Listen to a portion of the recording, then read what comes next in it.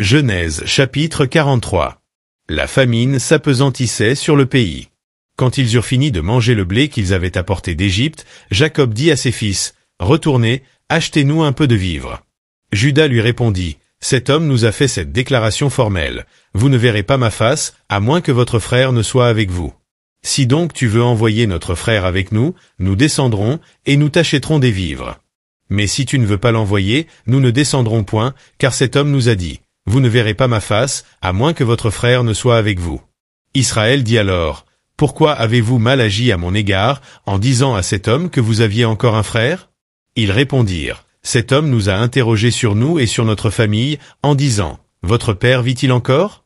Avez-vous un frère ?» Et nous avons répondu à ces questions. Pouvions-nous savoir qu'il dirait, « Faites descendre votre frère ?»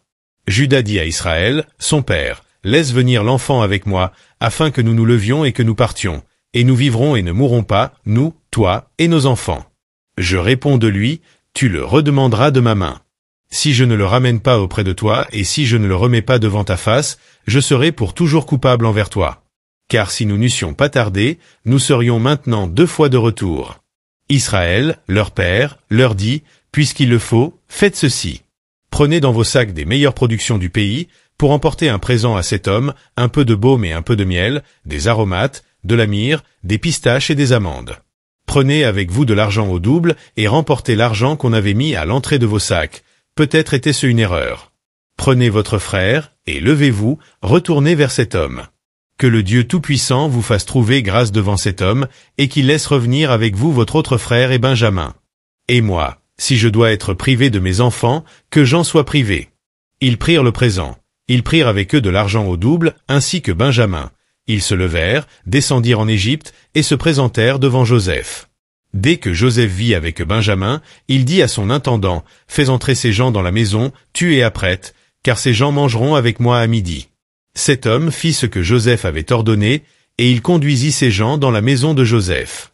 Ils eurent peur lorsqu'ils furent conduits à la maison de Joseph, et ils dirent, « C'est à cause de l'argent remis l'autre fois dans nos sacs qu'on nous emmène. C'est pour se jeter sur nous, se précipiter sur nous, c'est pour nous prendre comme esclaves et s'emparer de nos ânes. » Ils s'approchèrent de l'intendant de la maison de Joseph et lui adressèrent la parole à l'entrée de la maison.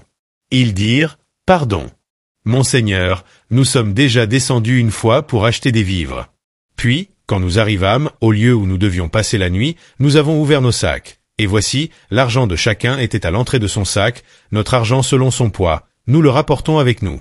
Nous avons aussi apporté d'autres argents pour acheter des vivres.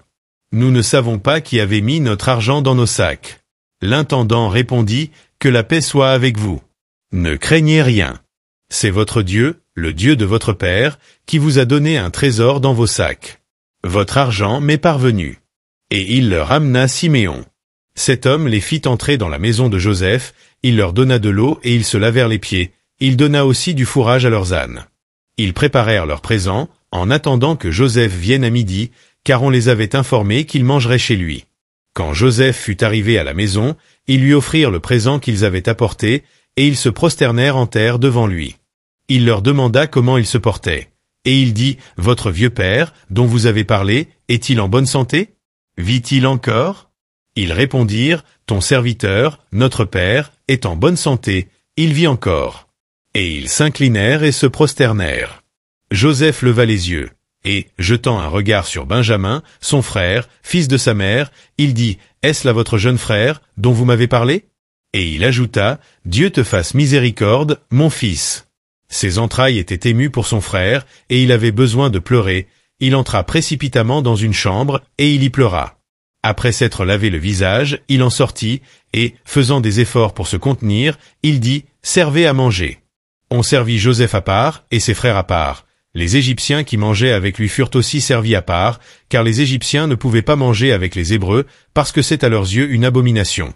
Les frères de Joseph s'assirent en sa présence, le premier-né selon son droit d'aînesse, et le plus jeune selon son âge, et ils se regardaient les uns les autres avec étonnement. Joseph leur fit porter des mets qui étaient devant lui, et Benjamin en eut 5 fois plus que les autres. Ils burent et s'égayèrent avec lui.